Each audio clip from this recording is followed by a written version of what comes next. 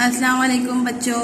जैसा कि पिछली जमात में हमने आपको उर्फ़े तौजी की आदि अशकाल समझाई थी, तो आपको समझ आ गई होगी।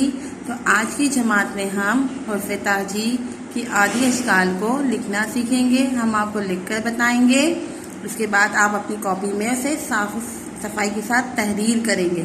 तो चलो पहले लिखते हैं बे की आदि अशकाल।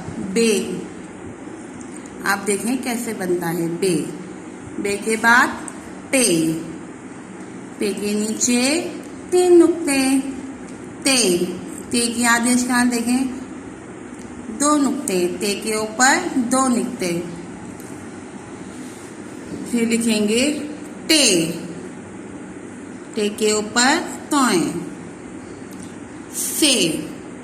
से के ऊपर 3 नुक्ते। अभी हमने बे की फैमिली में 4 बे, पे, ते, टे और से की हमने बे की फैमिली लिखी। अब हम जीम की लिखेंगे। जीम की आदि अशकाल देखें कैसे हैं। जीम, जीम के नीचे 1 नुक्ता। चे, चे के नीचे 3 नुक्ते। नुक्ते कैसे होंगे, पहले 2 फिर 1। फिर है, खे, खे के ऊपर 1 नुक्ता। अब आप देखें खे, खे के बाद क्या आ गया, सीन, यानी कि दाल, डाल, जाल, रे, रे, जे, से, यानी इनकी कोई आदि अशकाल नहीं होती, इसलिए हम लिखेंगे सीन। सीन की आदि अशकाल लिखी हम। अब हम शीन की लिखेंगे। शीन, शीन के ऊपर 3 नुक्ते। फिर है स्वाद, स्वाद कैसे बनेगा, पहले गोलाई फिर लाइन, आप देखते जाएं। फिर ज़ौद, आप देखिए स्वाद, ज़ौद के बाद आता है ज़ौन, यानी इनकी कोई आदि अशकाल नहीं होती, यानी कि आदि अशकाल में शामिल नहीं होते, इसलिए हम लिखेंगे आइन।